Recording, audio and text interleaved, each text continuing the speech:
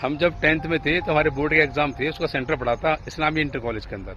वहां पर जब पेपर देने गए तो वहां पर एक लड़का था, मुस्लिम था, उससे हमारी बहुत अच्छी दोस्ती हो गई। इतनी अच्छी दोस्ती हो गई कि उसी समय नवरात्रि भी चालू हो गए।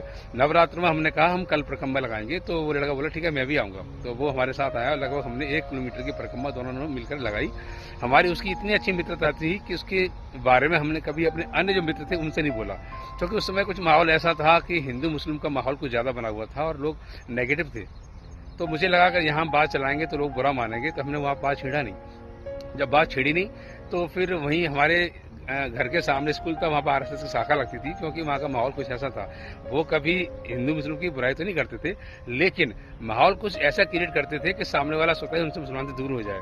क्योंकि कुछ समय पहले हमारा अयोध्या का जो दंगा हुआ था, अयोध्या कांड जो हुआ था, उसमें काफी माहौल ऐसा बिगड़ गया था। तो हमने कभी किसी से बताया नहीं कि लड़का हमारा मित्र है, लेकिन दोस्ती हमारी बहुत अच्छी हो गई थी। वो हमारे घर पे भी आता था, घर पे मतलब दुकान पर आता था, मिलकर चला जाता था। अब लोग कहेंगे वो किसी मतलब से आता होगा, मुसलमान बड़े मतलब की यारी करते हैं, जिसके घर में लड़की होती है, बहन होती है, तो दोस्ती करते हैं। आपको बता दें हमारी कोई बहन नहीं है, सिर्फ हम 2 भाई हैं। अब आप कहेंगे वो जहाँ पैसा दिखते हैं वहां मित्रता करते हैं। हम आपको ये भी बता दें वो हमसे कम से कम 10 गुना नहीं, पता नहीं कितने गुना पैसे वाला था, उसका चूड़ी कारखाना था। इतनी अच्छी मित्रता थी और उसने हमारे साथ काफी समय तक रहा। लेकिन वहां के कुछ ऐसा नेगेटिव माहौल हमें मिला।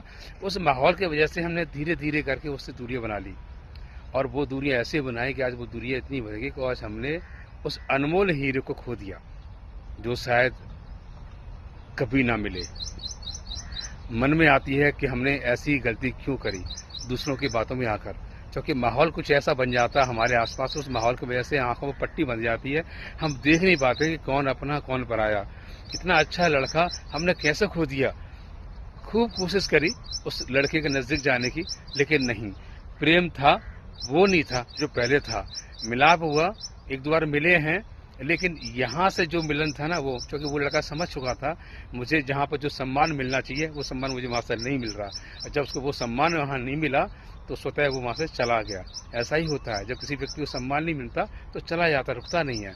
वो कमी मुझे आज भी खल रही है उस मुस्लिम दोस्त की।